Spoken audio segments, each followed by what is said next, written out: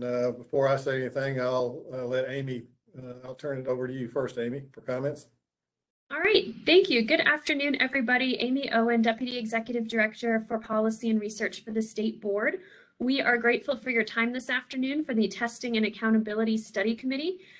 First, I want to thank Catherine for organizing and facilitating this study committee and our colleagues from the department who have taken the time to join us today to talk about several important topics. I'm standing in for our executive director. Dr. Sarah Morrison is on maternity leave with her third little one.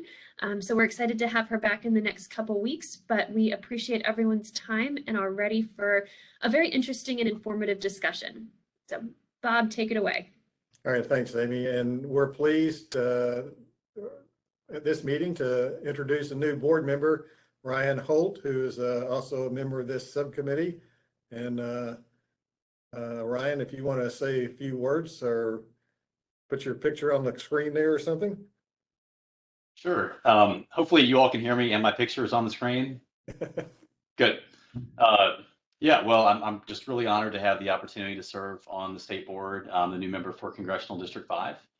Only been on the board for about a month now. So still, getting up to speed, but really excited to be on the board and to also be on the subcommittee and learn about the great work that you all are doing. Thanks, Ryan, and welcome. And also, I think Jordan Mollenauer, who's a new board member, he's not on the subcommittee, but I think he is going to join us.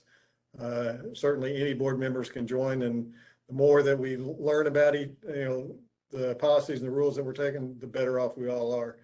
And so one value, I think, of the agenda that we have today is that we're going to first get some background information about testing and accountability and what we're doing and some of the information, and then some more recent data. So with that, I'm going to turn it over to Catherine, who will introduce our speakers. Thank you, Bob. Yes, we have the pleasure of hearing from several individuals and experts from the Tennessee Department of Education. We will be receiving an overview and like a refresher on ESEA accountability, as well as some updates on previous testing rounds from spring 2021 and winter 2021, as well as what is in the works for spring 2022 testing. So with that, pass it over to our colleagues at the department. Thanks, Catherine. Can everybody hear me okay? Yes, Jack, we can. And would you explain how you want questions? Are you going to go through a segment, then ask for questions, or just so the other board members will all know? Yeah, absolutely. Before we talk about, I think, the Q&A format, if it's okay, if it's agreeable with you, Mr. Chairman, if we could do a quick round of introductions on our side, just briefly, I think we'd really appreciate that, because we're really excited to be joined by a couple of TDOE staff that are not necessarily new today, but are new in terms of their history of presenting to the board. And so if it's okay, if we could just do a quick round of introductions on our side before we jump in, that would be great. Absolutely, please do. Awesome. And then in terms of questions, I think we're fine if you all just stop and ask questions whenever they strike you. Good deal. Thank you. Well, I'll go first. You all, at least most everyone on the call knows me. My name is Jack Powers. I'm our Director of Policy. Ryan, it's really nice to meet you. We're excited to kind of get to know you better and work with you in the coming months and years. But I'm sure we'll have time to kind of chat and talk in the future. How about we go on our side to Casey?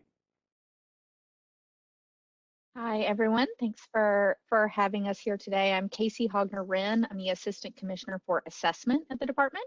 And to some familiar faces here, I've been with the department. I just hit my 10-year anniversary this week. So I will hand it to Rachel. Hi, everyone. It's nice to meet you. I'm Rachel Maves. I'm the new Chief of Preparation and Performance. And I just wanted to give a really quick overview of what it is that I'm holding and this new office.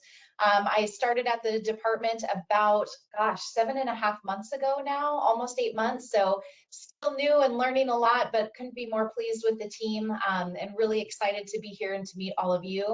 The Office of Preparation and Performance Previously was two separate offices, the Office of Strategy and then the Office of Human Capital, but those offices now have been combined, which I think is wonderful. We have the opportunity to look at our input data from students and the outcomes, and then also be able to discuss what that means as we kind of bookend with teacher evaluations and also how we're doing teacher preparation. So I think it was an exciting move, and just really glad to be here and talk with you today about AMOs and assessments. And I will pass it off to my colleague, Dr. Carney. Good afternoon, everyone. My name is Eve Carney. I'm the Chief of Districts and Schools at the department, and happy to be with you today. And Ryan, welcome aboard. Looking forward to getting to know you and working with you as well. The Office of Districts and Schools, that covers a host of things, as the name suggests. But within that office is the Federal Programs and Oversight Division. So again, all of the federal dollars, including the relief funding, as well as the monitoring and management of all of those funds. So federal programs and oversight, choice. So that would include charter schools, virtual schools, non-public schools, as well as the IEA program. Also in my shop is school turnaround. So that's district-led turnaround, as well as the Achievement School District. And finally, certainly not least, but last here, the state special schools. So Tennessee School for the Blind, Tennessee School for the Deaf, West Tennessee School for the Deaf, the 4 campus, and York Institute. So lots of good work there. Also serve as the liaison to the U.S. Department of Education for things like the state plan that we'll talk through a little bit here, and another grant, and work with them. So happy to be here. And I will hand it off to Dr. Laird. Good afternoon, everyone. Very nice to meet everyone. I look forward to working with you. I am David Laird. I'm the new Assistant Commissioner for Performance and Evaluation, which means I hold research, I hold data use, and then relative to this conversation, I also have accountability. I've only been in this role since January, but I had the good fortune of working with Casey for about 1.5 years on the assessment development team. So I'm not entirely new to TDOE, but then prior to that, I spent 8 years on the ed faculty here at Vanderbilt. So I'm not new to Tennessee either. And I look forward to chatting with folks. And I think I saw Martha at one point. Martha Moore's here too. No, Martha exited, David. Oh. Thank So you. I guess Robin is up next for us. Oh, yes. So I guess full circle here. I'm Robin Ye. I'm a policy analyst on the Policy and Legislative Affairs team at the department. And so I think most people on this call know who I am, but I'm excited. And with Jack, him and I help coordinate a lot of the work between the department and the state board. And is there anyone else left that we haven't done an introduction for from our side? I don't think so. Great, I'll kick it back. Yes.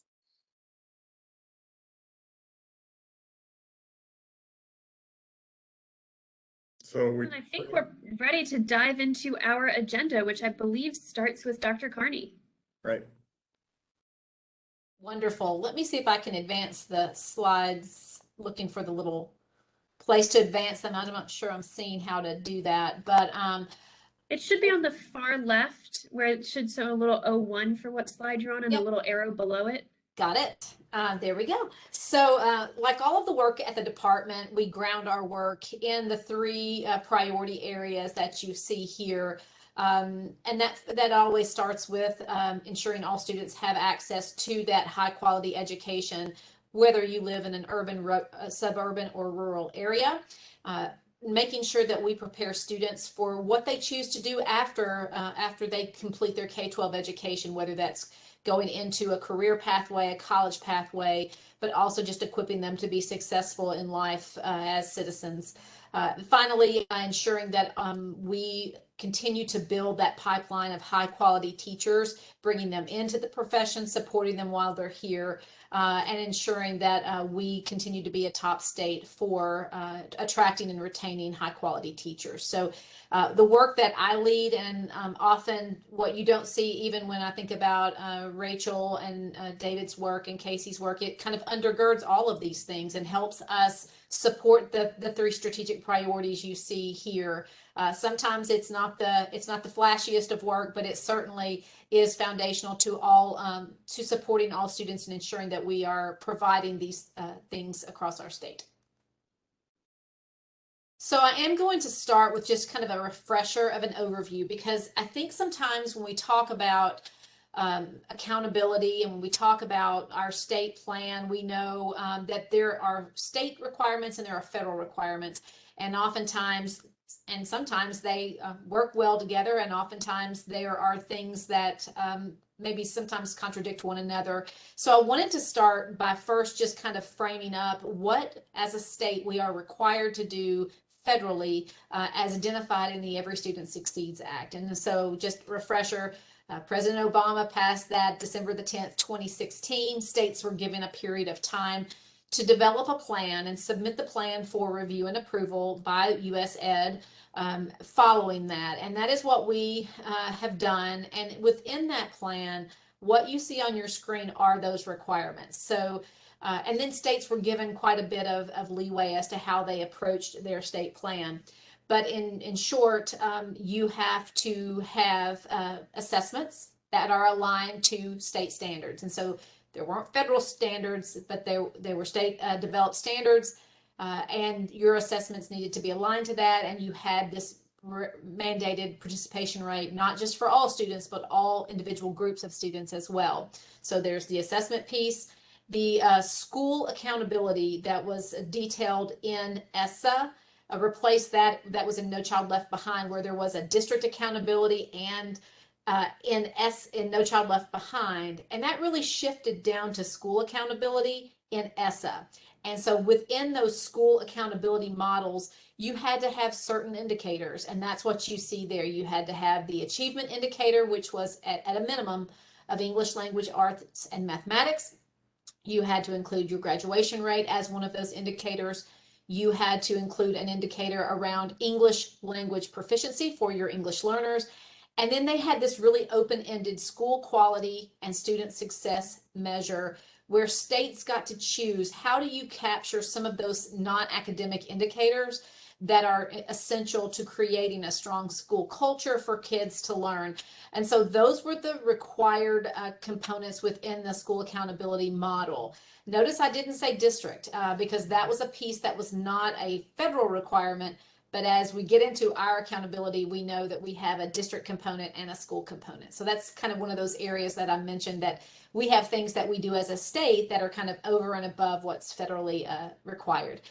In that plan, there also were measures of what you had to develop long-term goals and how you were going to measure those goals and throughout the implementation period. The language that's used in the federal law is this annual meaningful differentiation of all schools. So you had to, in some way, identify schools and differentiate them annually. And so when we think about what that means, in that law, there were requirements around identifying schools for comprehensive support and improvement, targeted support and improvement, and additional targeted support and improvement. And I'm going to dig into those a little bit more on the next slide. And so within your school accountability model, you had to detail out those subsets of schools based on your accountability indicators that you see listed there: achievement, grad rate, English language proficiency, and then school quality and student success. And so the last piece of that was it was intended to be very transparent. And so there was a great deal of reporting that was tied to this new state plan. The things that we've come to know around overall proficiency and growth that we in Tennessee know, they added quite a bit of other reporting information around expenditure reporting, per pupil expenditure reporting, at the school level, for an example of some of the other things that were added really as an intended to be very transparent. So as I mentioned previously, there were certain categories of schools that were required. And so I did want to kind of tease these apart because we have federal definitions and we have state definitions. And so I wanted to walk through those just in terms of framing with you. So comprehensive support and improvement, is a subset of schools that are performing in the bottom 5% of Title I schools based on the state's accountability indicators. So the ones we just walked through, states were required to at least, at a minimum, identify 5% of the state's Title I schools. So in Tennessee, we have approximately 1,200 Title I schools. And so at a minimum, that would be what would be required federally.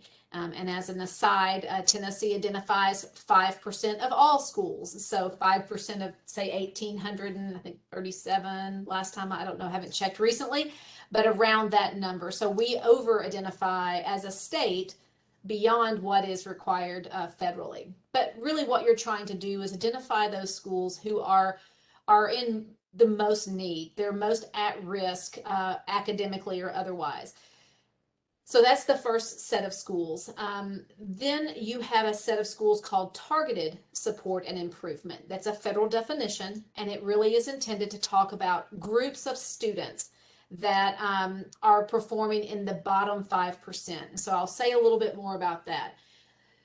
Let's take, for example, English learners. And so what you would do is, with an in count of 30, we would identify all of the schools in Tennessee that have at least 30 English learners, right? So that's your pool.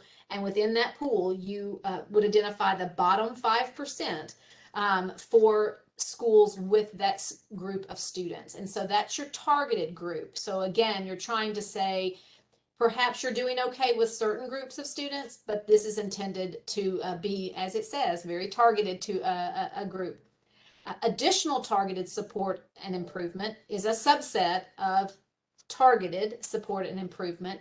And it is saying that if there are schools that have groups of students performing at such a level that if that group of students were a school, they would be a CSI school. So they are performing in the bottom 5%, and their performance is such that if they were a school in and of themselves, they would be in the bottom 5%. So when we think about kind of how these things tier out, you have your comprehensive support and improvement schools, then you have your targeted schools, and then kind of an elevation of that would be that additional targeted support and improvement.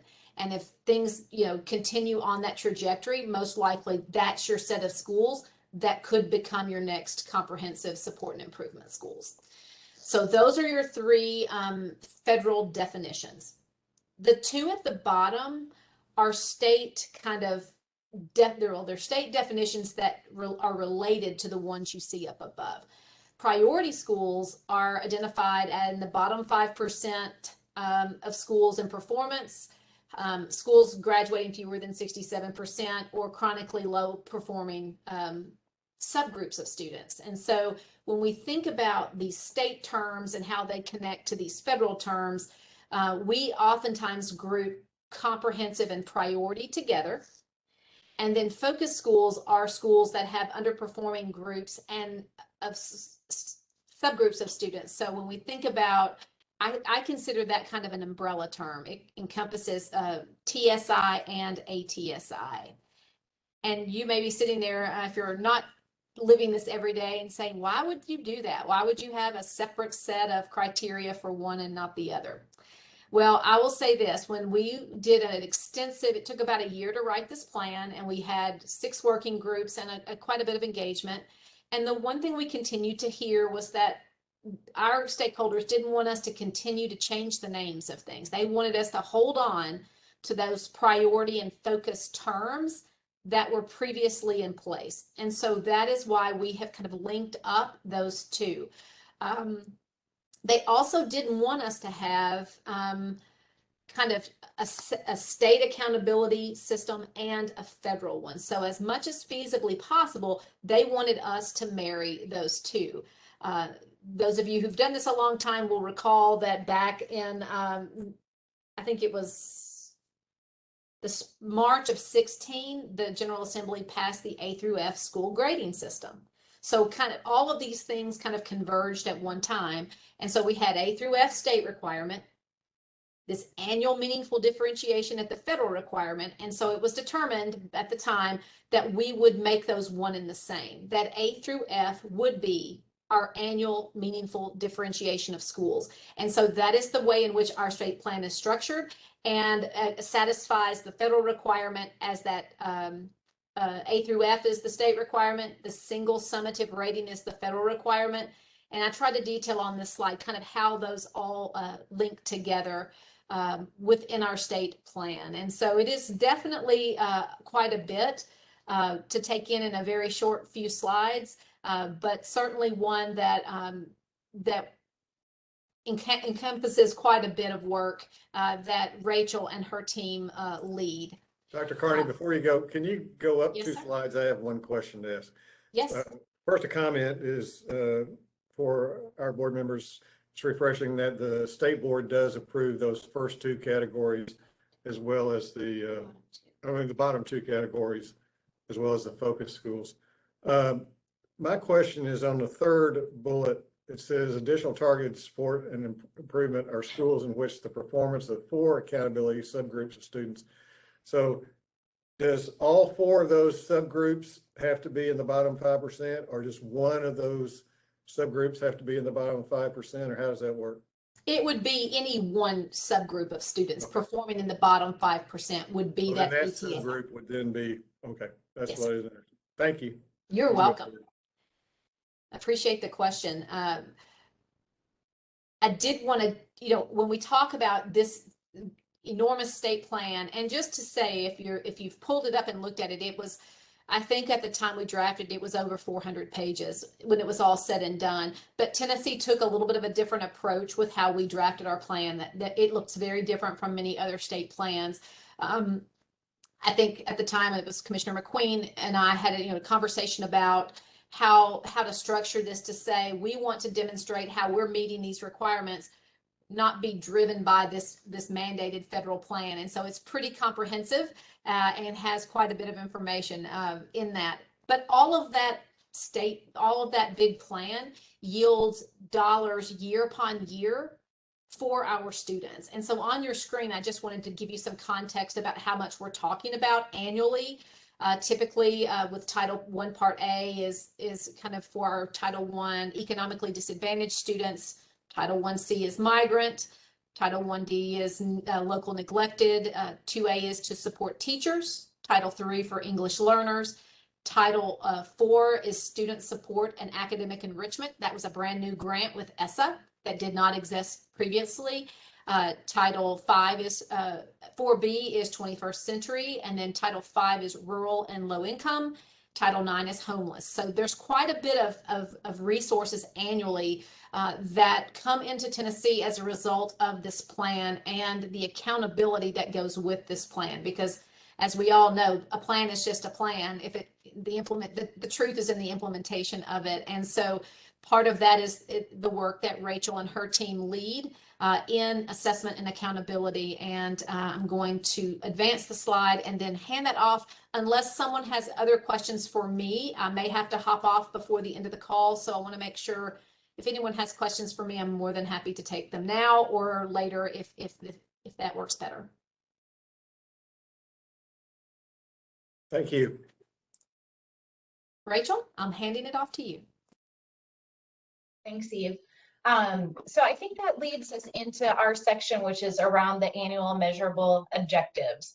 And I want to just start with, before we get into, I think, more of the technical jargon, a little bit of the why behind we have AMOs in the first place. I think the thinking was looking at how do we allow districts and schools the opportunity to set performance goals years out. And in the conversations, my understanding when this was first developed was that we wanted to be able to look at and ensure there was a pathway to meeting proficiency over time.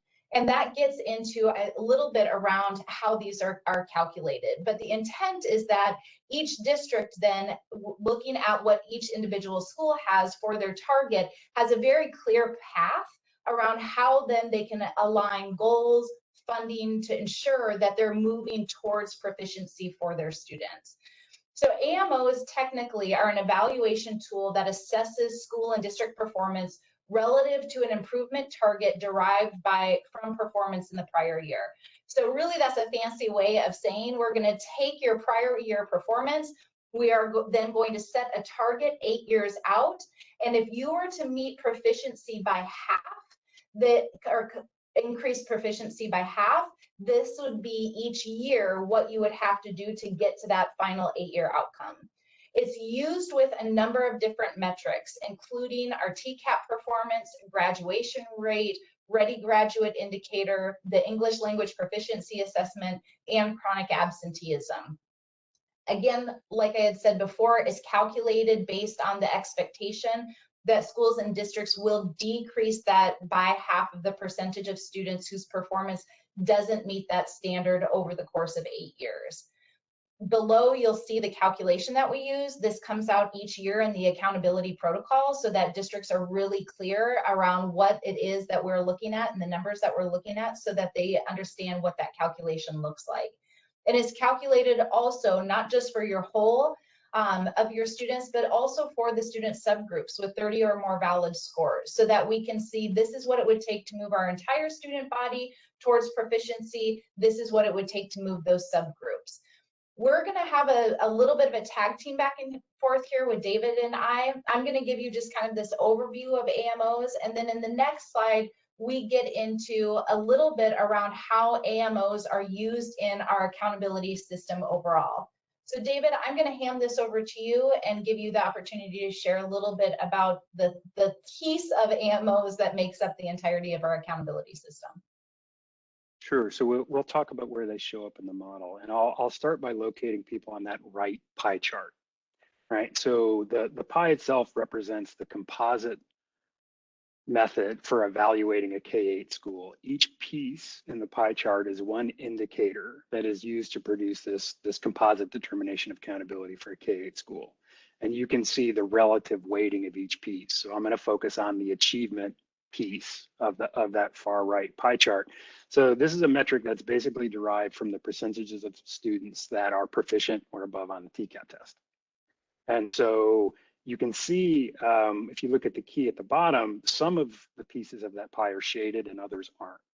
The ones that are striped are ones where the accountability, the AMO metric is actually applied. And so if we look at the achievement measure specifically, each of these pie pieces is essentially ultimately scored 0 to 4. And so when the AMO is applied, we'll essentially do the calculation twice. The first time we do the calculation for achievement, we'll essentially simply evaluate what was your achievement in the accountable year. So if you were 99% proficient, you're going to get the maximum allotted points. You're going to get 4 points. But because it's a stripe box, because AMO is applied, we'll simultaneously do another calculation where we evaluate the performance relative to the AMO. And we'll also grade that 0 to 4. And the basic mechanic is that for that piece of the pie, the school will always get the most beneficial version of those two calculations. So we'll grade absolute performance 0 to 4, we'll grade progress to the AMO 0 to 4, and whichever of those numbers is higher, that's where we're going to attribute for the school for that indicator. And so if you now look at the shading, if we stay in that far right pie piece, you can see we do this for achievement. We also do it for chronic absenteeism, which is kind of an interesting wrinkle because high proficiency rates are good and high chronic absenteeism is bad. So we simply flip the calculation. Instead of trying to reduce the gap to full proficiency, we're actually trying to reduce the number from whatever your chronic absenteeism rate down to 0. And so, I won't go through each piece of the pie, but, I do want to just level set an expectation that that basic approach applies to every striped pie piece, whether it's a high school or whether it's a district. As a sort of a general rule, anytime AMOs are applied, the calculation is almost always referenced through the lens of whatever is the most advantageous option, whether we're looking at absolute or grading absolute performance or are evaluating progress towards the AMO. The school always gets the most beneficial outcome.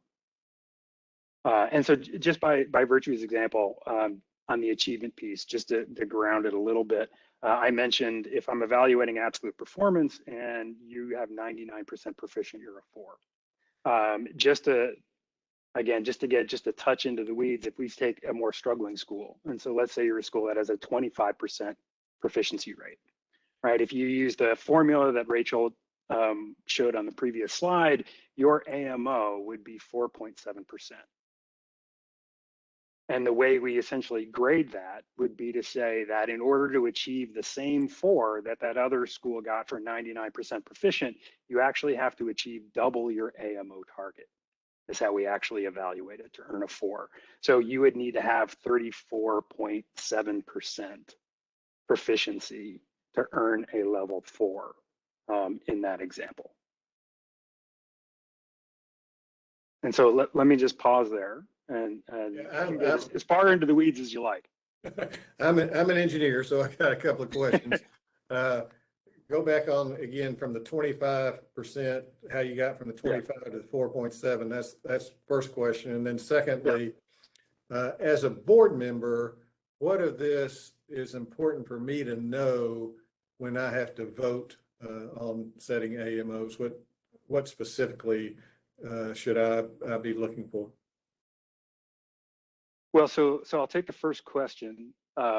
So the AMO calculation, the methodology for determining that, the logic of the rule is we want to reduce by half the gap to full performance, like to perfect performance over the span of 8 years. So if you're a 25% proficient school, the gap that we're trying to close is 75 percentage points, or the gap to full proficiency. So we take that and we want a 50% reduction over an 8-year period. So functionally, you just divide it by 16, right? And that's how you achieve the 1-year AMO. And then as far as the actual evaluation goes, in order to earn full points, the expectation that we set is you need to double the AMO target to earn full points in that category. Got it. Thanks. And I think to that second question, and David, please jump in if you want to add anything to it. I think part of the role then of the state board is that and we have the next slide that talks a little bit about the state board role as in the approval of AMOs. Part of the state board's role then is that at the end of the year, and once we've done the calculations and we bring it to the board, it is ensuring that, yep, we've taken what the business rules are required, the calculations are required. We've put that through our formulas with the numbers of the schools, and now we're bringing them to you and we're sharing all of that information, the calculations that we use, what that outcome is, and then you're ensuring that, yes, that is accurate and approving that and accepting the AMOs. So basically, we're validating the calculation. Is that what you're saying? Yeah, you're validating that we have brought forward the accurate information. Okay, thank you. Just a quick question to ensure I understand. Is the reason why some of the categories we take the best of the AMO and absolute and others we take just the absolute because some of the categories involve growth already? Yes. EBOS? So Ryan, you're absolutely right on that. So if we just start with the K-8 piece, right, there's 2 pieces there that don't have the AMO component. One is TVOS, the other one is ELPA, or the English Language Proficiency Assessment, our WIDA test. Both of those inherently have growth components baked into them. So the TVOS is in fact a multi-year growth measure. Implicitly, the WIDA test that we use to determine English language proficiency, the psychometric model that sits underneath that test actually prescribes expected growth based on the performances of a student. So if you score a 3.0 on that, it'll automatically tell you that that child is expected to grow by 0.4 for the next year. So the evaluation of the ELPA metric is which students made expected growth according to the psychometric model prescribed by the test. Great, thanks. And then how long have we used this model, these pie charts? I would have to, so I'm a little bit of the new guy here. So I might have to lean on my colleagues to actually specify that question. I don't know if there have been tweaks or changes made over the course of time, but I believe that this is outlined as part of our state plan in meeting those AMOs. So when the state plan was adopted, this was developed based on all of that stakeholder feedback that the state received and the department received in collecting that information. And so it's been in existence since that time, is my understanding. That's right. There may have been improvements or fixes along the way, but the core mechanics have not changed for years.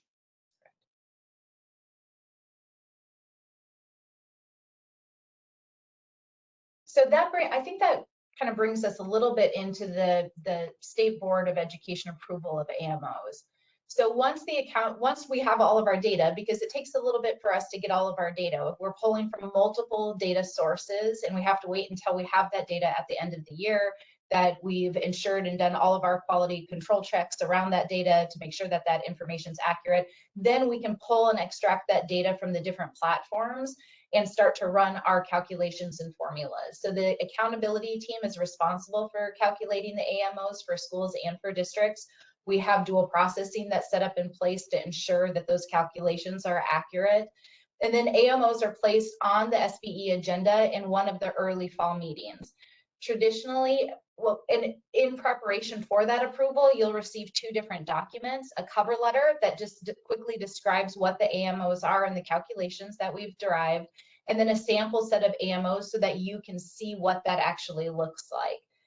During the meeting, AMOs are brought before you and then voted on. It's the first and final vote, which I know that is a little bit different than other items where you get the initial reading and then it comes back then for the final.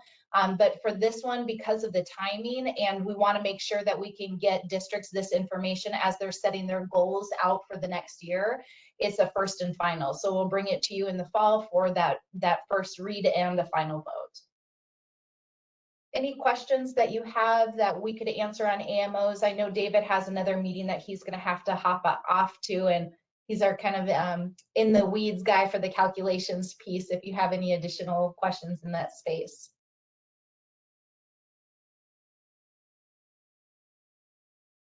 I do think, oh, go ahead, sir. No, I just say, I was thinking, thank David. I do think it's worth noting also that, and just I think more of a heads up, that this past year was a little bit of a different year because of COVID. So traditionally, this comes to you in the fall for review and approval. This year that got pushed out, and we're waiting, as you know, on legislation that's going to clearly define what data sets that we will be able to use with this calculation of AMOs. So you'll be seeing actually the AMOs come to you in May for this past year. And then we will also bring AMOs again for the next year. That would be the next year's targets in the fall. So I just don't want you to get confused when we're talking about the fall and then May comes around and we're bringing AMOs back to you again. And happy to answer questions you might have on that. Sure, and I did want to make a point when I asked the question, you know, what responsibilities the role have and does the state board have? And the answer was basically to validate the calculations. If you recall last year, it came for us to validate those calculations and the board did question whether we were using the right AMOs or not. And as a result of that, things kind of got held and it looks like the legislature is probably going to take some action on it. So yes, we do validate the calculations, but as a board, you know, we do have the responsibility and right to ask further questions beyond that. I just wanted the other board members to know that too. Yeah. And I think it's helpful to provide a little bit of additional context for that. Part of what was competing was in Public Chapter 2, we had a statute, the requirement that said that we could not use 2021 data in the calculation of letter grades. And because AMOs are part of letter grades, we couldn't use the 2021 data in that calculation for AMOs. So then it created this space of, if we can't do that, then what is that going to look like to create that calculation that's still going to get people targets that they feel like are valid and reliable to be able to ensure that we're moving towards progress in proficiency. And the amendment that's going forward now, or the bill that's going forward now, would shift that to allow us to use that 2021 data, which was something that we heard, I think, very clearly from districts, that they wanted the most accurate information possible, and that included that 2021 data, even though despite it was in the midst of the pandemic. So just to give a little bit of context of the why behind it, that's not normal, at least from my experience, and Member Evie, you could probably speak to that even more so than I could, but that doesn't seem to be a normal occurrence. Typically, it comes in the fall, it's a typical year, we know what the calculation is, there's not a lot of shift and change within that space. Yeah, I agree with what you're saying. I think it was a really good example, though, how we work together. Yeah. You know, between the department, between the state board, the districts, and the legislators, and actually came out with probably what is the right thing. But the process you talk about is the standard process. I think it just shows how when issues are brought up, we can work together and resolve them to the benefit of the students. Good point. Yeah. All right, well, if there are no other questions on AMOs, then I am going to pass this off to Casey for assessments. And then similar, I think, to what David and I did, as appropriate, I'll jump in with assessments. And I probably should have shared this at the beginning, and I apologize for not getting a little bit more specific. The Office of Preparation and Performance holds assessments, accountability, data use and research, educator effectiveness, and educator licensure. So it's a pretty robust office, which is why I'm here to hold this space with David and Casey, which, like I said at the very beginning, I couldn't be more pleased with the team that I have here at TDOE. They're fantastic, very knowledgeable. So I'll let Casey kind of take the lead in all of this, but also just want to be able to jump in, and we're happy again to answer any questions that you might have.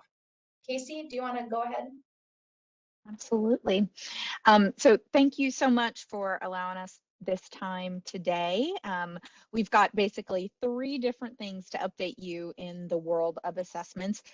Part of this are some slides that several of you may have seen before, but I think it's important, particularly for our new members, to get a review of what the past year has looked like, because it was a very different year for assessment last year.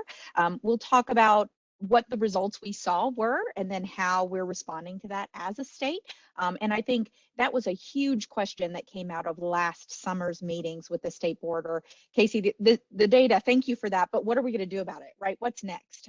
And so we'll spend a little bit of that time today. And then finally, I'll give you some details on the fall end of course assessment window we just wrapped up, what our experiences were with our students there, and then how we're preparing for spring, which is just right around the corner in just a few short weeks. So please stop me along the way with any questions. I want this to be a conversation, and you all get the information that you need. So we'll start with last spring. Last spring was a very different year, and our goal here in Tennessee was to understand where every single student was. And so for us, that meant that we would do every single thing in our power to encourage participation for our students. And we did that in 2 ways. One, we increased flexibility for our districts to meet their needs. If you remember, several of our school districts were virtual for the majority of the year. Bringing students in to take an assessment, therefore, required some work. And so we worked very closely with our school districts to increase that flexibility. And that meant that we offered a lot more testing windows. Our school calendars looked very different across the state last year, and we didn't think a one-size-fits-all approach was going to be the way to increase participation for our districts. And so we offered 4 different testing windows in the spring, 2 testing windows in the fall, to make sure that we were giving schools that opportunity to choose the right window that worked for them, to increase the participation rate for their students. We also made sure that we worked closely one-on-one with schools and districts with really robust customer service. So we expanded their ability to do offsite testing if they needed additional space for those students who were virtual, or for increased social distancing. We wanted to provide technical assistance and support for developing their testing schedules. And we actually used peer support networks, and we published a guide that had best practice case studies and scenarios from different schools and districts to be able to provide schools some additional supports on designing a testing window that would work to maximize participation rate for them. We also worked with districts to set clear goals for participation. So the legislature during their special session had come together and set a very clear target of an 80% participation rate for districts. And so we worked very closely with our schools and districts to say, how do we increase communication, particularly with those families and parents of students who had chosen to attend school virtually? How do we make sure that we're communicating a clear value of these assessments with those families to make sure that we're maximizing participation rate? And all of that worked very well.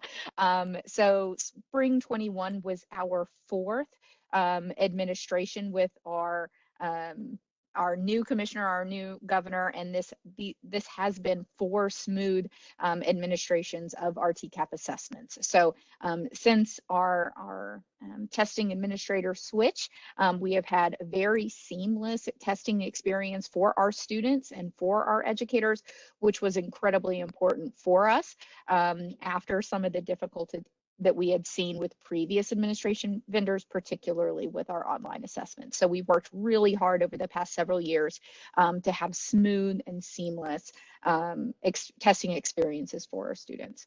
And we actually saw all of that flexibility and all of that technical assistance pay off. So every single one of our districts across the state hit that 80% threshold. That was the goal set by the General Assembly. And in fact, across the state, aggregating those districts, we saw a 95% participation rate, which got us to that federal target as well. And I will say that you know, in talking to my colleagues in other states that lead assessments, we are one of the very few that had a participation rate in the 90s. States basically fell in one of 3 buckets. There was like a very low, you know, sub 20% participation rate group. There was a 50 to 60% participation rate group, and there was just a few of us, mainly in the Southeast, that ended up getting in the high 90s. And so that is a huge credit to the work of our district testing coordinators and our school leaders who really communicated the value of this to parents and families. I'd just like to go on record saying congratulations to the districts and to the department. I mean, outstanding. I mean, really, really outstanding. Very critical to have that data. That's right. And the effort that was put forth was just great. Thank you. Yeah, and I just wanted to underscore that as well, because the commissioner shared that a number of times, just how I think reflective this is of district leadership commitment to ensuring that we had data to understand the impact of the pandemic on our students. And it was so helpful to give us that starting place now of what does that mean then moving forward to ensure that we are accelerating learning moving ahead. So I just kudos to everyone that was involved. And that was principals offering to shave their head if they hit certain rates, to local celebrities gathering to schools, and it was a really beautiful thing to see kind of the joy of a lot of these students. This was the first time in the school that they actually stepped foot in their school building and saw their teachers, and just the joy of being able to connect with their friends, to see their teachers in person. It was actually a much joyful testing season, particularly on social media as those things were celebrated. So that being said, when we got the results, we saw what we expected, which was that our students need some support, right? And that interruption in instruction that we saw in spring 2020 and that carried into the 2021 school year, we saw our TCAP scores lower in almost every single grade and subject. So we know that our students and our families and our educators demonstrated a commitment to knowing that information, right? Our parents said, we want this information for our students, as did our educators. But we did see a decline in scores. I will say that some of the declines we saw in the state of Tennessee were not as big as we saw elsewhere. And I think that was that showed the incredible work of our schools and districts last year in making sure that students had what they need, regardless of the type of instruction they were receiving. And then our educators really going above and beyond to connect with students in really creative ways. So we expected that decline in proficiency. We saw that. And I think the beauty of having that strong participation rate across the state is that, we looked at the numbers down deep and we said, is this representative? Does this look like our traditional population of students? Because if it does, we would feel better making these large policy decisions based on this information. And we felt that it was a very representative view of our students. There was not a large gap in our students with that high participation rate, which led us to feel more confident in using that data to draw conclusions. So we did gather information from districts during the 2021 school year about their mode of operation. We grouped those responses from our districts into 3 models: in-person instruction, hybrid, or predominantly remote.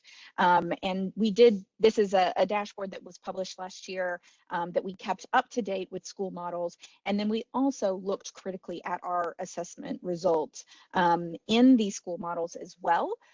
Although correlations do not imply causation, I think it's really important that we understand what the descriptive information that our assessments are telling us to make sure that we can see the differences and learn from the 2021 school year.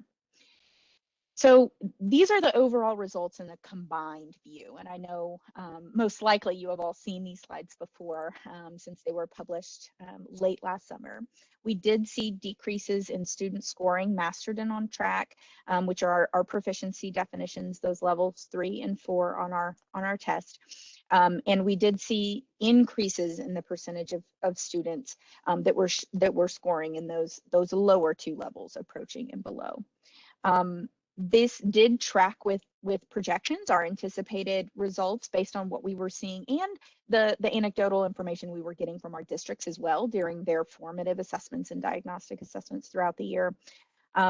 We did see that these proficiency declines were observed differently in different student groups. So students whose scores were more negatively impacted did tend to be our economically disadvantaged students, urban and suburban students, our English learners, and our students of color. And so when we look at that, we want to be very clear that we're understanding the impact of the pandemic on different groups, and that is going to influence, some of the solutions that were looked at as well. Now, we are very thankful that the General Assembly called the special session last January and went ahead and allocated additional supports and expectations for our schools and districts to be able to mitigate the impact of those the loss of instructional time because of the pandemic.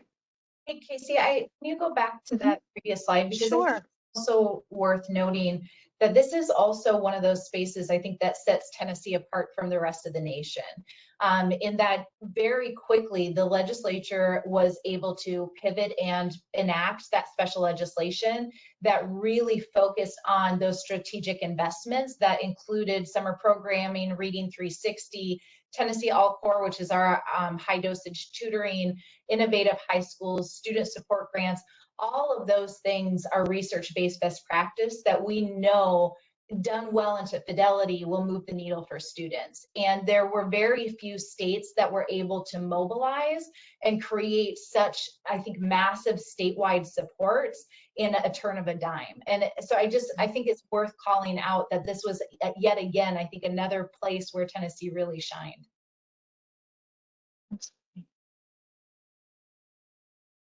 So I will look to you all to see how much time and depth you'd like to cover some of these results slides, but I do want, and you all have this information, and so can spend the time. And I will point out that we added additional slides that were broken down and disaggregated in different ways in the appendix as well. So if there is something to dig into, we're happy to do that. But I think we were very optimistic, and one of the goals of setting those participation rate targets is to try and get that representative sample and representative data about our students last year. Because with that information, when we are looking to make sure that it was a representative sample in comparison to years past, we're able to then be confident that we're able to look at these disaggregated numbers and draw conclusions in a descriptive way about what our students are experiencing in the state throughout the 2021 school year. And so we did see that different student groups not only have different achievement levels in general, but experienced the drop in proficiency in slightly different ways. And so I think that's important to look at and to understand. And as we enact our supports like Tennessee All-Core that Rachel mentioned, we're able to target the students who need it most.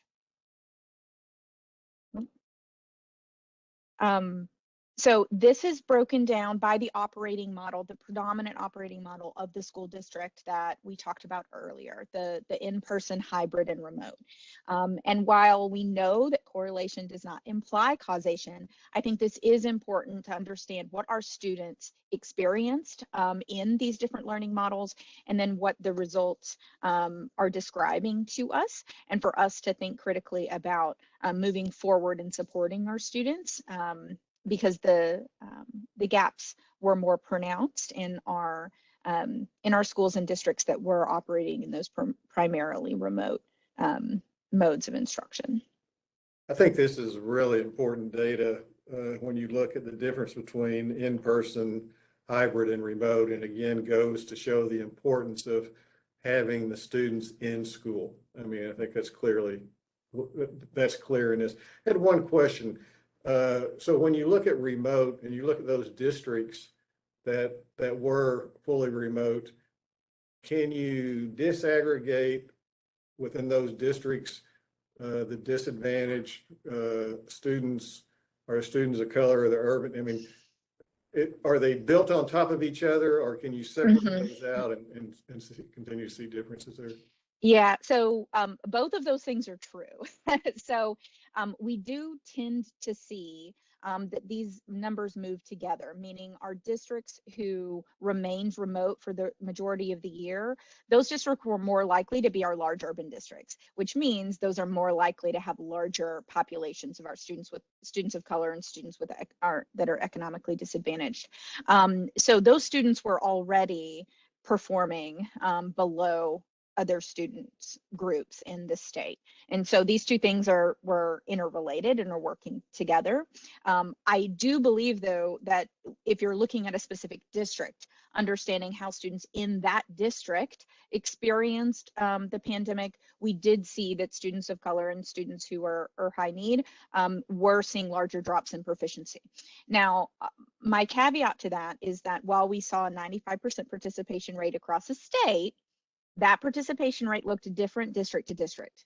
And so even in our large urban districts, Shelby, Memphis had a 93% participation rate, really incredibly high, and that was phenomenal. And our Metro Nashville was lower, in the low 80s. And so the confidence of making determinations using those sets of data are going to be different in those different situations. So I have a related question on the last slide. So, having looked at this chart before, it certainly seems to tell a story about that would be consistent with, I think, what a lot of us would expect on in-person, hybrid, and remote.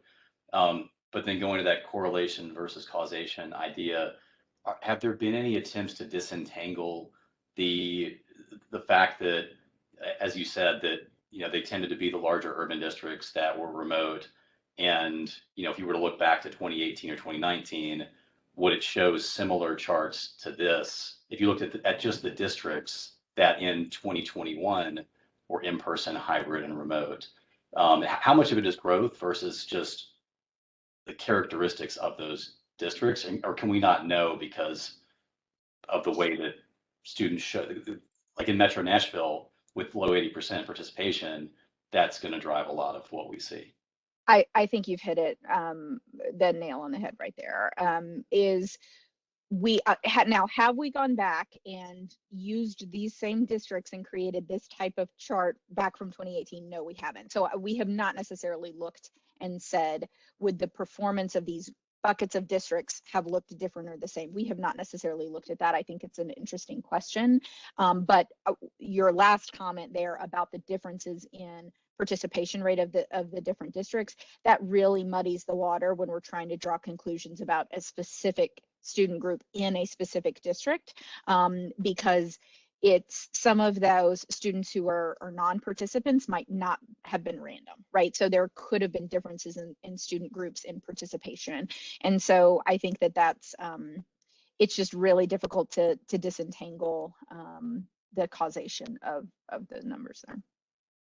And is it, I guess, the same idea if you all were to look at growth rather than achievement, that it's hard to break it down in a fair way, comparing prior periods and 2021 because maybe the same groups weren't taking the assessments in 21.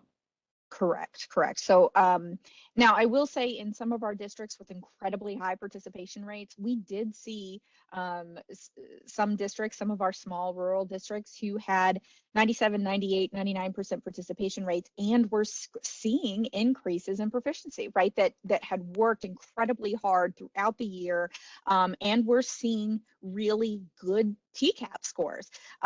That's important, right? And we don't want to lose that. But I think with those large districts that had a slightly lower participation rate, it's really hard to disentangle. Thank you. Member Holt, I think that's also good to connect to why that legislation was proposed in the first place that said we won't use 2021 data, because at that time we hadn't administered any of our assessments. We didn't know what the participation rate was going to be like. And I think there was a desire to ensure that it wouldn't adversely impact anyone if we ended up with low participation rates. So that, if that was where that came from, for the very reason that you're bringing forward. And I think that when we saw overall as a state, we were able to get to that 95% participation rate, what the choices would be if we did not include 2021 data. That's where I think the decision came from, especially a very loud voice again from the districts, that they would rather use that 2021 data so it would be more indicative than it would if we had 2 gap years with not having testing the previous year. So I think that's just, again, threading that needle between those pieces. Great, thank you. So in looking at our specifically our literacy, our English language arts performance, we did see a decrease in the overall percentage of students who were considered proficient in our literacy standards, and that was a 5 percentage point drop from the last testing year in 2019. You all have been very involved, and I've heard a lot of what is happening in literacy in the state of Tennessee in that same General Assembly special session last January, passing the Literacy Success Act, being very clear to set targets, particularly for our 3rd grade students, knowing how important that learning how to read is in early elementary school, being very deliberate in providing our summer supports and also that high dosage tutoring that Rachel mentioned earlier, and really focusing on literacy in our literacy networks, our high quality instructional materials, implementation support, really focusing on providing districts what they need to address the slips that we saw in English language arts. Obviously, we saw very large gaps in early elementary school. Those gaps were not as pronounced as we moved up and into our better readers, up in our higher grade levels. Student scoring below in those early grades, our 2nd grade test and our 3rd grade test. That's really showing that they're not able to access the text on the test, meaning they're not able to read those grade level text appropriately.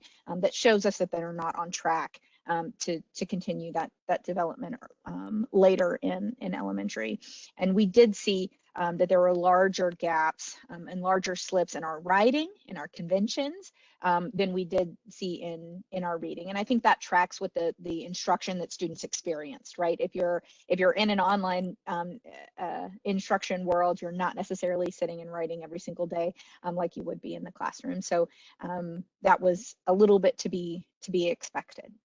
Question before you leave literacy, Casey, and I really think that the Literacy 360 program and going back to the phonics basic knowledge is a real game changer for us.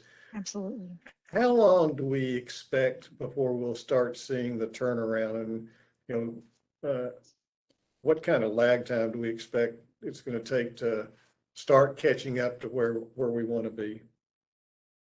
That is a great question. I don't know if I'm equipped to answer. For you. Rachel, I don't know if you have. Sure. I wish I could say that we could provide some guarantees, but I don't think that we can. I mean, my hope would be that as we start to go through at least this first year, that we see some initial signs that there is a projection of growth.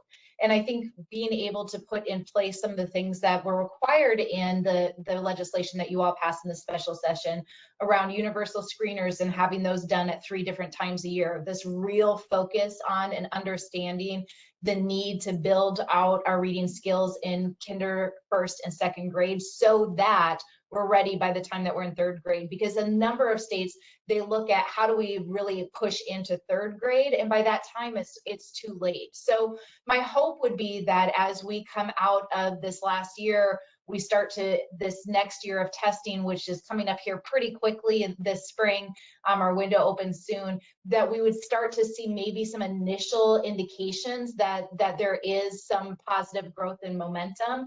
But I think especially when we get that group of kinders that had Reading 360 this year and that very strong support of foundational skills, and then again in first and then again in second, by the time that we get to 3rd grade, that is when I would assume that we would see the biggest jump, because we've had 3 years then with that cohort of students that have had that very intense support.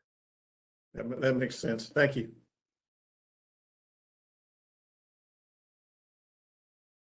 Well, from English language arts and looking to, let's see if I'm going in the right direction here. Okay, math next. We did see larger gaps in math, larger decreases in proficiency than we did in English. This actually tracks with nationally what we saw from our vendors that were doing kind of national benchmark analysis to what we see in other states. Because of the way that our English standards build over time, students already have similar skills. They're just doing it with more and more complex text. Whereas in math, if you miss a concept, building on that concept to get the next thing is actually quite hard. And so we actually saw larger gaps in math than in English. And we're seeing that particularly in our middle school mathematics, and that actually changed not just what our students were scoring on TCAP, but actually how many of our middle school students were accelerating into algebra, for example, during that 2021 school year, et cetera. So again, All-Core is a important solution here, that we're doing that high dosage, low ratio tutoring where students need it most, and we're also supporting our educators in the classroom with tools that help them accelerate learning rather than continuing to remediate at the beginning of the year. So focusing on what do our students need right now to maybe correct a gap from last year and then push them, continue them through grade level content, then keeping on backpedaling. So I think that All-Core investment is incredibly important to make sure students continue to move forward and we're not just carrying this gap with us. So breaking that down with elementary. Oh, yeah. Too, that a lot of research also shows a relationship between increased reading scores and math. So I think that's something that's important to keep in mind, because we often hear, well, if math is the place that we saw, I think, the largest decreases, then why are we focusing on early literacy and on reading? But because we see that correlation between and that relationship between reading and math, I think that it makes a lot of sense that we're starting with reading to build those strong foundational skills, and then we can start to layer in and support math with that new math adoption coming up here pretty soon.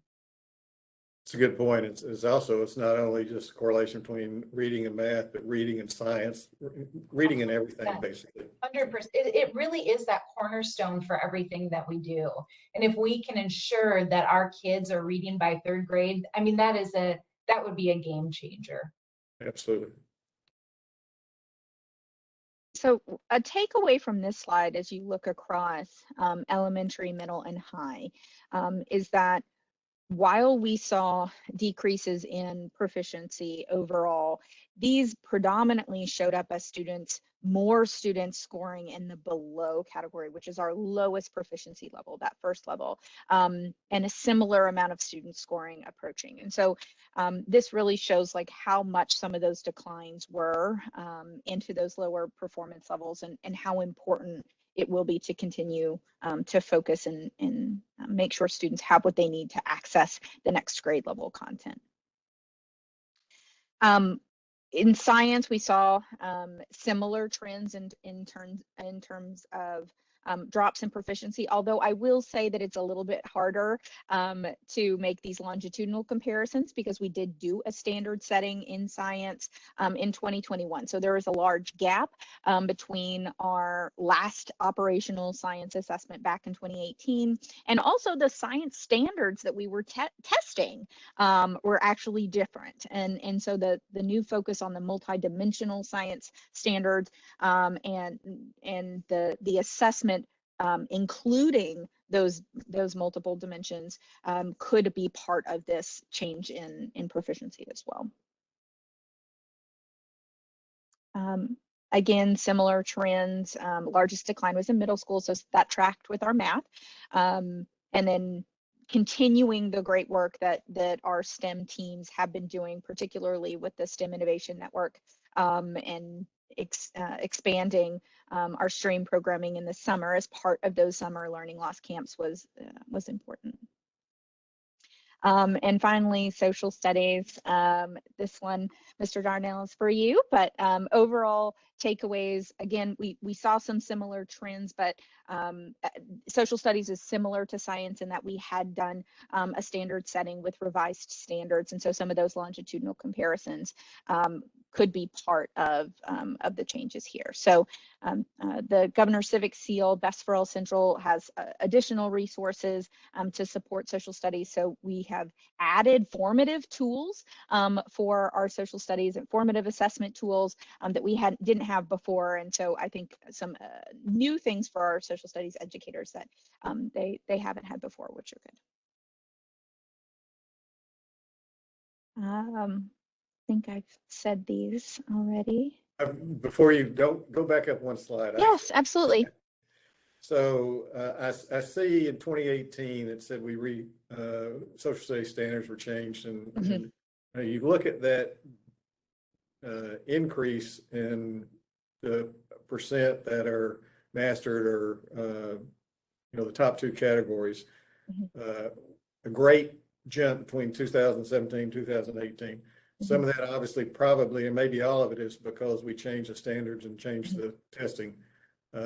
Is that the case? And if that's true, why would changing the standards have that much of an increase, or what influences that? So one of the things that happened in our last round of social studies revisions were there weren't actually a lot of changes to the current standards we have. There were standards that we actually removed. So there were, we've actually shortened some of the number of standards that these grade levels were expected to cover. And so I think in that case, there are situations in which teachers are now able to go deeper into some of the standards that remain, which could mean students are receiving more instruction on these standards that are remaining. Makes sense. Thanks. Quick question about, I mean, it strikes me that social studies seems to be the only subject where during the pandemic, proficiency rates stayed steady. Do we have a theory for why that is? Well, I mean, I do think, again, it's harder to make some of these longitudinal comparisons because of the standard setting. Because, one of the things that I just described is this was the first operational year on that change in standards. And so it could be that students were actually, for the last 2 years, had been getting more information on these standards that remained. And so, but it's hard to kind of make those direct comparisons between 2018 to 2021 with those happening. So that's just conjecture in terms of what we would expect. I think another maybe possible theory that you could look at as well is when we look at courses that potentially are conducive or not conducive to online. And I think what we faced within the pandemic, social studies is a little bit of a different type of subject versus math or science or even ELA. So there may be some of that piece as well as when we're looking at in a time that was very disruptive, the ways in which the subject area and the content allowed themselves to be conducive to that time. Great, thank you. So from all of that data, boiling it down and summarizing, clearly early elementary was our focus for literacy. Those declines, particularly in second grade and third grade, we want to make sure that we are addressing the needs of those students before they continue on. With math, our largest area of concern was middle school. And as we think about moving into those higher level mathematics courses in high school, the earlier a student can start on their high school mathematics progression, the more likely they are to engage in early post-secondary opportunities and have that ACT score that's going to allow them to move into post-secondary without remediation. So the middle school math is so important in terms of those drops in proficiency in mathematics. And we also saw widening achievement gaps. So we have been watching achievement gaps in the state of Tennessee between our wealthy students, our white students, our economically disadvantaged, and students of color, also our students with special needs and our students who are English learners. And so we actually saw some of those gaps increase during the pandemic because of the way that certain student groups experienced the challenges of the year. And so that's something that we're paying very close attention to. And frankly, I'm very excited to see the testing results from 2022, knowing that our students had a more consistent experience this year than in 2021. So I'll pause there to see if there's any questions about those results before we talk about the so what. What are we doing with that information? And I'll ask Rachel, obviously, to pop in as we talk about some of the policy responses to this. And a lot of this we've said already. It began with that special session last January, calling the special session to focus clearly on making sure that we were able to, one, remove any negative consequences associated with our assessments and associated with the pandemic for our students, and then making sure that we were able to address that. So Jack, from a policy perspective, do you want to dig in a little bit deeper in terms of what was decided then? Yeah, sure. Can everybody hear me okay? Good deal. So as Casey said, we wanted to spend just a couple of moments reflecting on some of the big policy levers that we're trying to pull in order to address some of these COVID-related learning loss effects. And so you saw the Tennessee General Assembly and Governor Bill Lee partner together along with input from the Department of Education to really craft kind of two responses that I want to touch on today. You know, we want to ask the question about what to do about the data. And of course, it's important to ground it in grade level appropriate content, to measure learning regularly and provide feedback to students often. But one of the things we've also seen that's been supported by research is just the importance of having high dosage, low ratio tutoring as being one of the really critical elements to catching students up who have fallen behind academically. And then also just the importance of maximizing federal relief spending. As you know, we had 3 rounds of federal relief dollars. We will not spend time talking about that today, just because that could be a whole nother presentation and maybe a whole nother study committee. But I do want to talk about, first of all, some of the immediate academic supports that that special session created. So one of the really impactful laws that was passed in that 2021 special session was the Tennessee Learning Loss Remediation and Student Acceleration Act. And really what that act did is it set up a system of supports for students who were identified as not being on track, mainly in the form of summer programming. And so if you look down in the bottom right of this graphic, you can see some of the summer programming breakouts that law created. So all of our students in the summer of 2021, so last summer, and then in the summer of 2022, which we're leading into now, will have access to summer learning camps in grades 1 through 5, as well as after school, here we go, as well as after school camps focused on science, technology, engineering, and math. The graphic here on the left kind of represents a really, really awesome experience that I think everyone on the call, with maybe the exception of Rachel because she wasn't here yet, but everyone on the call got to partake in, and that was our Accelerating Tennessee bus tour. We, the commissioner and the commissioner's office and our staff, got to tour the state and actually see the school districts implementing this summer programming. And when we say summer programming, you can see the grade bands that are outlined here.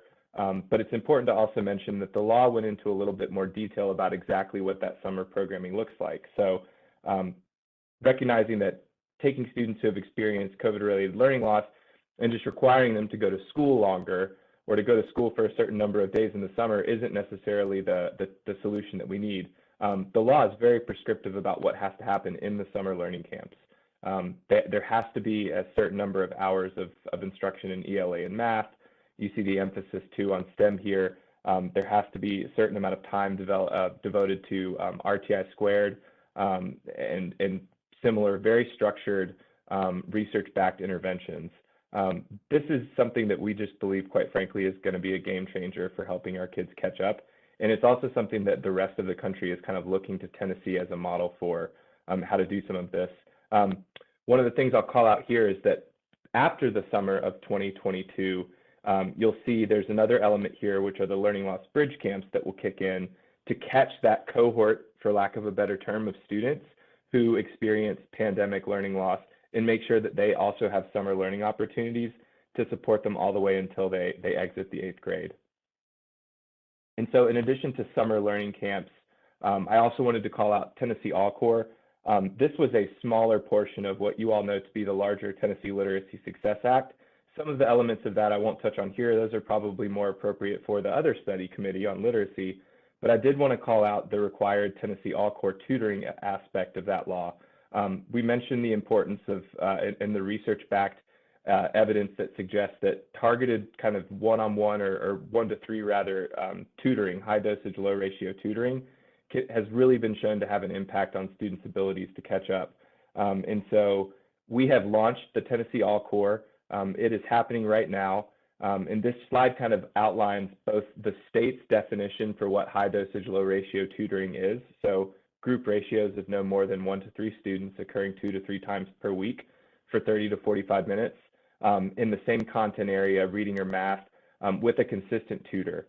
And so just to be a little bit more specific about the Literacy Success Act and what it required related to all-core tutoring, all-core tutoring is spelled out in the Act, and it is a requirement of the department to start this program. And it is one option that can allow a student who is identified for retention because they're not on track at the end of their 3rd grade year to forego retention if they agree to partner with a TN All-Core tutor. And so the commissioner and the department felt that this was just a really critical lever. And so we have begun to actually implement this program through a series of grants.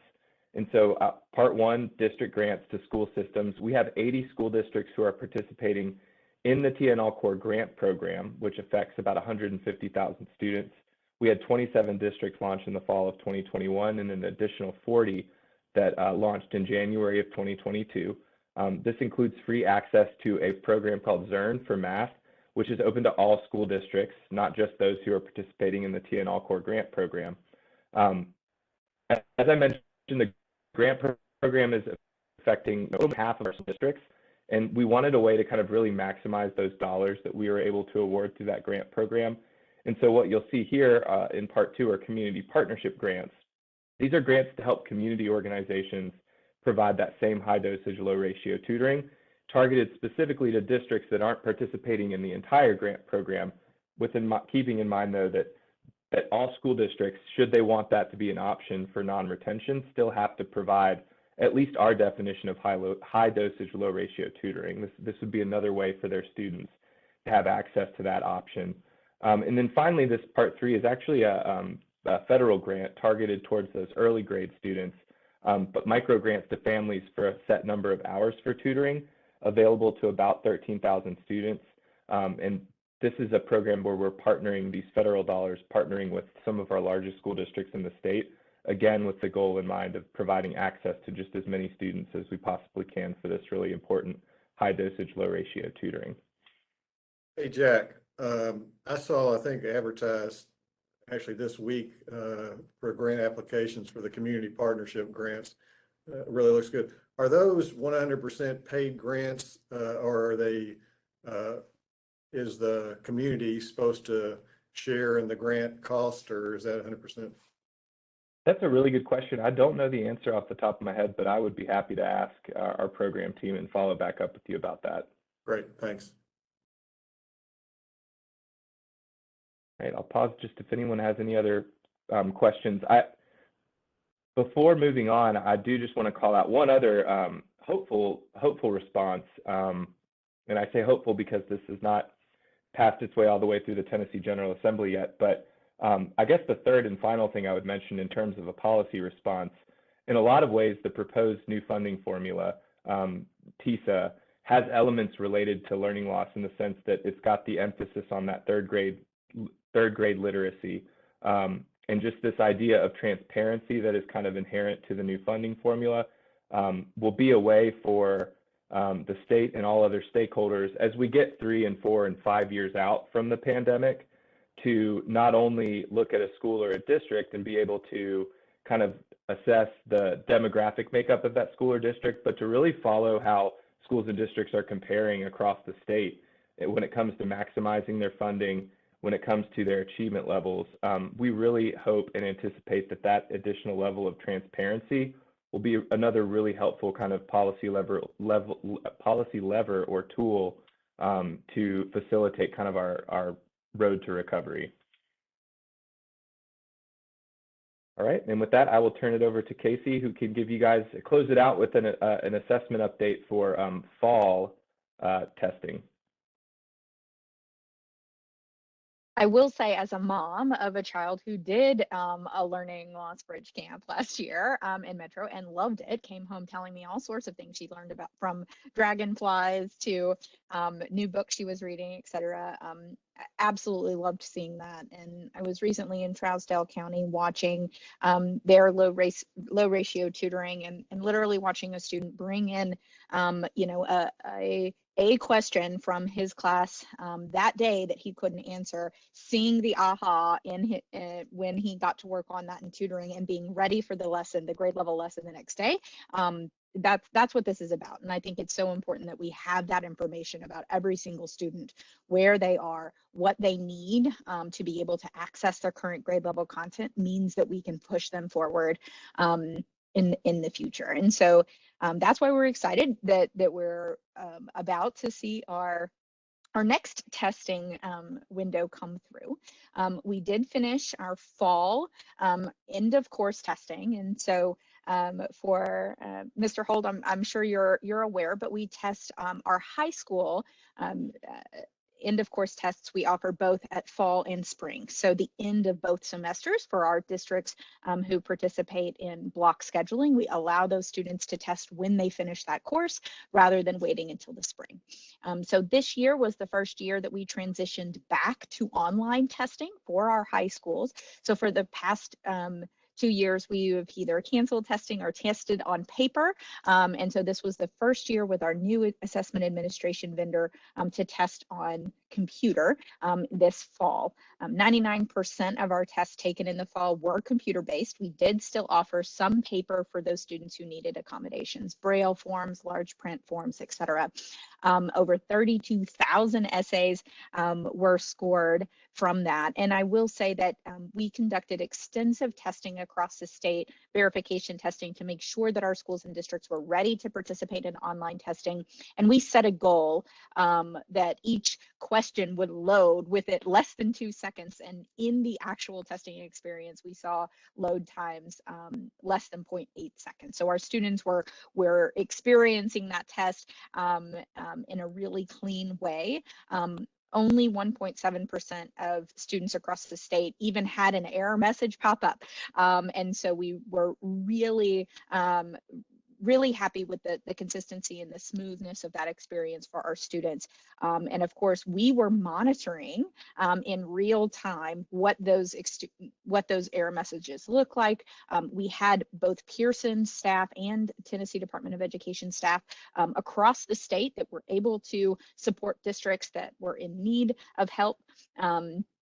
And in terms of just the sheer volume of assessments, we had more than 4 days with 20,000 tests happening. And so in a short span of time, just a lot of students logging onto that platform at the same time. And we saw no issues with performance or slowdown of Pearson's platform whatsoever. So we were incredibly pleased with our new vendor and seeing that. I will. See, I've got a quick question. Yeah. I know that spring testing is much larger because you've got, of course, Yes. the addition of 3.8. But just looking at the high schools, what will be the increase in the number of tests? Would you estimate this coming, within the next few weeks? That's a great question. I will pull up and look, but we tend to see about 100,000, let's say, in the fall, and that would probably quadruple in the spring. So we would expect quite a bit more on just a day-to-day basis than we saw in the fall. Okay. I'm just thinking ahead to, if the number of logons, Yes. quadruple, hopefully the system holds and all goes well. Absolutely. In So the fall. one of the things we did on one of our early verification tests is watching the Pearson. I have back-end dashboards where I can see some of that scaling of the Pearson system. And I don't know if you all remember, in December, there was Amazon, the AWS servers. There was a one day when several Amazon servers went down, and a lot of retail, et cetera, had large interruptions in service on their websites, et cetera. And knowing that Pearson, uses some of those servers back end, I was on the phone with Pearson IT that morning, literally watching them scaling their systems to avoid any of that loss in service from Amazon from impacting our students. Not a single student in Tennessee experienced a delay. And I think at the maximum where we were was showing less than 2% of Pearson's full capacity for testing in a given day. So even when I was seeing, oh my gosh, this is a maximum for us in the state at 20,000 people logged on at a time, we were still less than 2% of their capacity. So, and I got to see that in real time when we experienced some of those delays and watch them shifting capacity in real time to make sure that our students did not experience any of those slowdowns. So it is definitely something that we're watching and want to make sure we are monitoring very closely and in real time. And so some of these, we've actually provided dashboards directly to districts in our Pearson platform so they can see how many of their students are logged on, where their students are in the test, how quickly their students are moving through, what percentage of their tests and sessions are complete or in progress. And districts really reported this fall appreciating that, being able to see in real time and monitor progress, particularly for our larger districts who have multiple schools. That district testing coordinator being able to monitor progress across schools was really helpful. I will also, oh, yes. I wanted to just really quickly and give a huge shout out to Casey's team in the midst of testing, and I think everyone knowing that we need to ensure that we're providing a really smooth administration, because again, these assessments are what provide us information and help inform policy and decision making at the state and local level. Casey and her team, were extremely responsive. Anytime that there was a call that came in that they needed help, if they couldn't answer it in person, they were deploying people to go out immediately to the site itself. Casey was in front of a monitor watching every single detail that came in and sending me updates regularly. I think it just speaks volumes, I think, to the team, and then also to the districts of, I think, their continued support and planning for a smooth assessment administration. But I can't speak highly enough of the work that went into this. Again, understanding the necessity of providing that stable base for districts. Absolutely. And the benefits of moving online are huge. So when we moved online, remember, we tested all on paper in the 21-22 school year. So our fall end of course testing was on paper, as was our spring.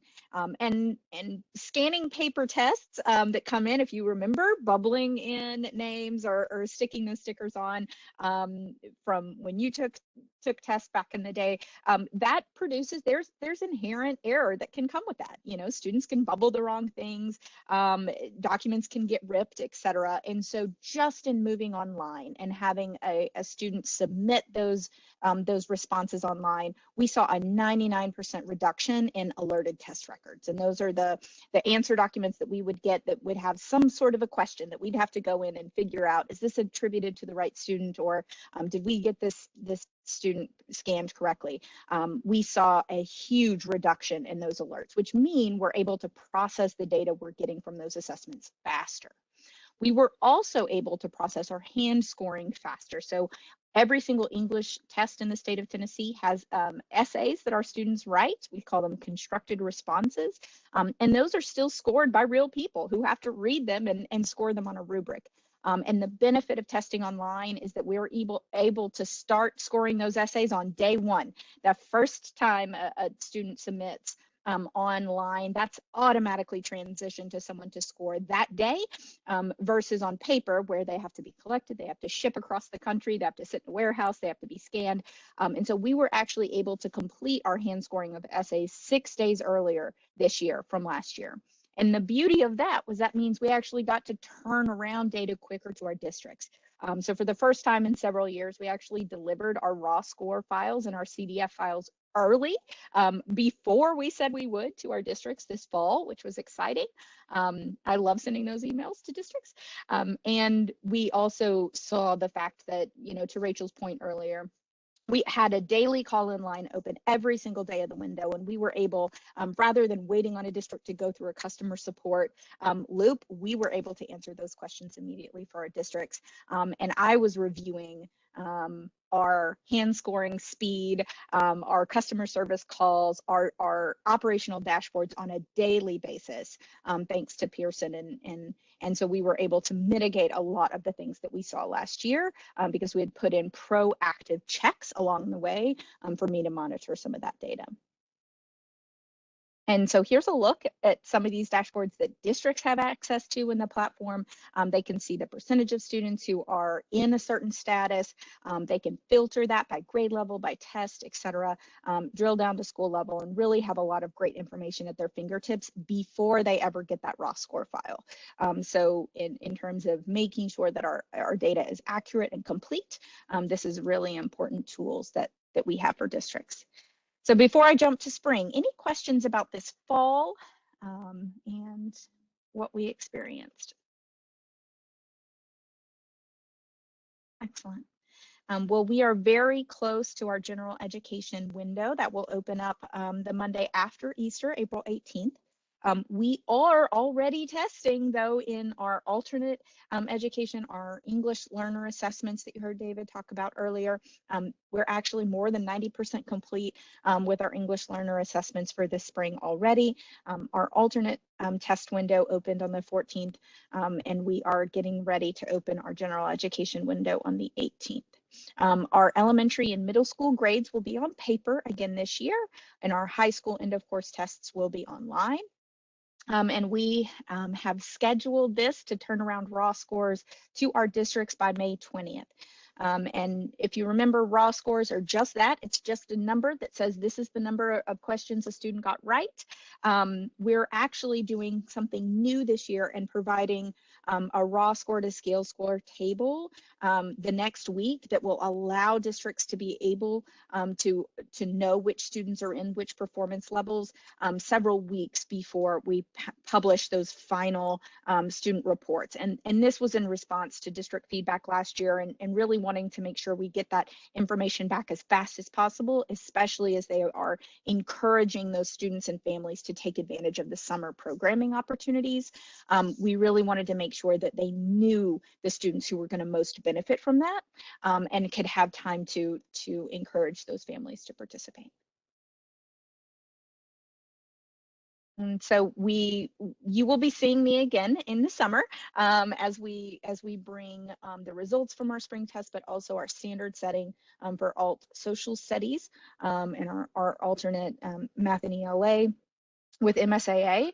But we are continuously working. One of the things we talked about last summer when we start was some of the work that we were doing with parents. And so we actually have done additional focus groups with parents this year. We are working with a nationally recognized parent and advocacy research organization, Learning Heroes, to get feedback from our parents on how we communicate about our assessments. And this has resulted in changes and updates to our printed paper reports that we send out with student scores to families, and new enhancements in our family portal, which is our online portal that parents can access to get their student results. This year, we're planning on having individualized videos for our students, some of which will even be in students' home language, if that is not English, which will further be able to communicate the information. I know one of the things we talked about with the board last summer was how quickly can we get this to parents, and how important this information is for them to be able to make the right choices for their students as well. And so I'm excited that we're able to continue to have those conversations with parents and update our reports based on parent feedback. And so these are the paper reports that we'll be sending home this spring and summer. As you will see, there are more visuals, and that's in direct response to parents saying, this is the most important piece of information to me. I don't need all of the large jargony language. Please just tell me, is my student where he or she needs to be? Where do they have strengths? And then where do I need to focus? And so we've updated, streamlined that design. Looked through with a lens of plain language to make sure that our parents are understanding and interpreting the information correctly, and then added easier connection to that family portal and very specific questions that parent can ask their student's teacher to move forward. So I'm excited about rolling these out. We saw a huge increase in the use of the family portal last summer, with a lot of focus on parents wanting to know where their students are, and so I'm hopeful that we'll see even more parents logging on this year. So that is the end of our slides. But what questions do you have as we get ready for spring? Any questions for Casey or for or comments about the presentation? Well, let me just say first, I think this has been an outstanding meeting from the standpoint of first giving the overview to remind us what the information is that you're providing, and then providing the testing data that you provide. My statement always is, if you don't know where you are, you can't get to where you want to go to. And I think by getting that baseline on where we are right now and getting the data, and we know where we want to go. And I think the plans, the summer programs, the summer camps, I got to attend some of those this past summer, outstanding. I think we're moving in the right direction. And so kudos to the department, the districts. I think we're going to start seeing these benefits in the next couple of years. And I think they're going to be pretty substantial. So thank you for this presentation. Other comments from any board members or staff? All right, Catherine, you want to close it out or anything? Yeah, I just want to take a moment and once again thank all of our Department of Education colleagues. We definitely would not be able to get this level of information without you all, so we appreciate your expertise. And I hope that our board members share similar feelings. I'm sure they do. And it is always wonderful to get a refresher on how everything works in the state, because it can be quite complex when it comes to testing and accountability. But that is all I have to share. If Bob and or Amy have anything else, I will leave it to them.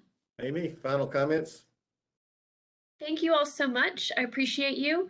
I think this will be really helpful as we move into the spring and summer, particularly our first topic about AMOs, priority focus schools, things that the board votes on regularly. This will help our members know exactly what they're voting on and all of the calculations and the work behind the scenes that went into those items as well. So thank you again.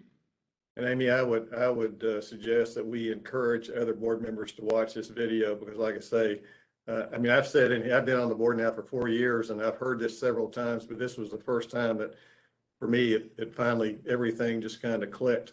And you know, you kind of have to hear it multiple times, but very, very well done, very good information, and I think this helps all the way around. So thank you so much. With that, I will adjourn the meeting. Have a great day. Thank you all.